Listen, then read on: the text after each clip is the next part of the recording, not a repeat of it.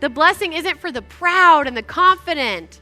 No, the blessing is for those who are weak, who find their strength in God, and then submit that power from God under his authority. And as we see with this beatitude we're talking about today, the blessing, it's not for the full, it's for the hungry. When we hunger, that's when we're satisfied. About 11 years ago, I was at a church planters conference with my brother Mike, and at the last session, they invited anyone who is going to be, I better not tip this over, anyone who is going to be planting a church in the next year to come forward, and the rest of us were going to pray over them. And I just remember like sobbing, like tears and snot and all of that happening, and just praying, and for two reasons. Number one, I knew I was like, Des Moines, Iowa has lost people.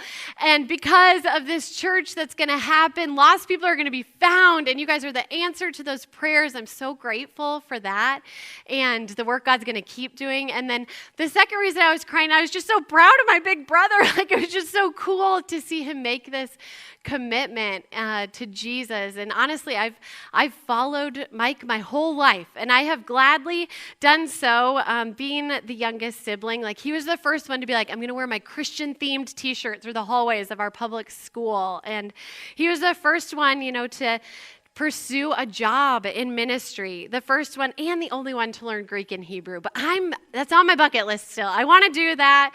The first of us to go on a mission trip, the first to preach a sermon, the first to get married to Jenny. She's amazing.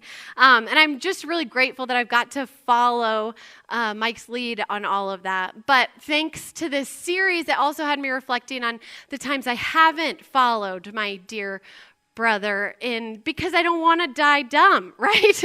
And for those of you who have been around Revision at all, like he's made some dumb decisions. So, when him and my brother were playing basketball together on the mini hoop so intensely that he broke a bone, I'm like, that's dumb. I don't want to do that. Or camp stories that I'm sure you've heard, when he took a toilet he found in the woods and put it on the roof of the dining hall in a thunderstorm. That is dumb. And I was like, I'm not going to die dumb. I'm not following you in that. Or when he found a wheelchair in the dumpster, and you probably know the rest of the story, rode it down the hill and broke another bone. I've chosen not to follow Mike, and that has been a wise choice for me in some of those areas. But I love this series, and I loved summer camp. Summer camp was always like my sweet spot. And another place I followed my brother. He got a job at summer camp, so then I couldn't wait till I got a job at summer camp. And as early as I could, I was there. And at 14, the state of Iowa did not let 14-year-olds run the dishwasher, go in the cooler, or hold knives. So my job in the camp kitchen was just to wipe down tables and vacuum. That's really a lot of what I did. But I loved being at camp, and I loved kitchen staff because there was a closet I had access to, and it had Pop-Tarts and sugary cereal. And I had access to it all week long. And that was like a dream for a 14-year-old. I tell you what, it was awesome. But one summer, I lived with another girl in this little cabin called Spruce, and she said to me one day, she was like, Kelsey, I got to go into town, the big city of Eldora, Iowa. If you haven't been, that's your next family vacation. But she said, I got to go into town. I'm just craving fresh food. I have to get some carrots. And I looked at her, I was like, you are crazy. Who needs carrots? Oreo fluff is on the salad bar almost every night. Like, why do you need carrots? I don't understand. But as you guys know, because you're smarter than I was then, is that she had learned to discipline her body towards good things. And that had actually led to craving good things for her body. And I was not quite there yet, but I tell you that story because Jesus was really smart, and he knew that our stomachs really define a lot of what our mental capacity is thinking about. And the verse we're talking about today, Jesus used our stomachs as an illustration here. You could say he was teaching us how to not die dumb by saying this to us. So in Matthew chapter 5, verse 6, we're going to have it on the screens here. This is the verse we're going to spend all morning in. We're just going to kind of marinate in it and take it apart and see what Jesus has for us in this.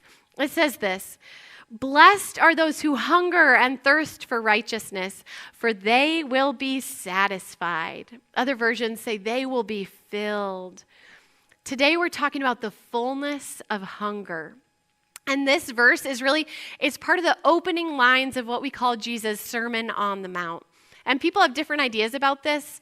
Maybe it's Matthew chapters 5, 6, and 7. And perhaps it's like a compilation of like the best of Jesus' sermons all put together. And perhaps he spoke it all at one time to the same group of people. We don't know that, but what we do know is that it's brilliant words from Jesus given to us to teach us how to not die dumb, but to live for him. And the opening lines of that are called the Beatitudes. They probably are familiar to you. You've probably heard them before if you've been in church before. But it's all this idea of an upside down kingdom that Jesus has for us. So today we're just going to break this verse apart. We're going to talk about what it means to be blessed, what it means to hunger and thirst, what righteousness is, and then what it looks like to be satisfied. So we're going to jump right in to blessed. The word blessed. So what our verse today does not say is those who are satisfied are blessed. It's really easy for us to be like, oh, they look really comfortable. They're driving a really nice car. Their kids are pretty successful. They must be blessed, right? No, that's not what it says. The verse says, blessed are those who hunger and thirst for righteousness. You could kind of say it as blessed are the uncomfortable, right? Nobody likes being hungry or thirsty. And the word blessed here, it's a Greek word that I'm going to try my best to pronounce right, but Pastor Mike can correct me next week. Makarios. Okay, this is the word Jesus used in this verse. And another way of saying this is, oh, how happy, how flourishing, how fortunate. You can also translate it as saying congratulations. So what Jesus is saying is he's like, do you want to know how to live the good life? This is what the good life looks like. Those who are poor in spirit, who mourn their sin. He's saying, if you're hungry, congratulations. If you feel like you don't have it all together, congratulations, you're blessed. And obviously that doesn't make any sense from an earthly viewpoint, but it's the only thing that makes sense in the upside down kingdom that Jesus invites you and I to get to be a part of. And as we'll see, the blessing that Jesus promises for satisfaction, it's not instant gratification. It's a lot different than that. It's this lasting satisfaction. So we're going to take a look at those first few Beatitudes real quickly. And we're going to see this upside down kingdom at play. The first thing Jesus says, he says, blessed are the poor in spirit. Okay, the blessing, it's not for those who have it all together. It's for those who are aware of what they lack. That's who are blessed. Blessed are those who mourn. You're like, what? That doesn't make any sense. No, the blessing, it's not for those with endless happiness. It's for those who acknowledge the sin in their lives and in the world and who mourn that. Blessed are the meek. The blessing isn't for the proud and the confident. No, the blessing is for those who are weak, who find their strength in God, and then submit that power from God under his authority. And as we see with this beatitude we're talking about today, the blessing, it's not for the full, it's for the hungry. When we hunger, that's when we're satisfied.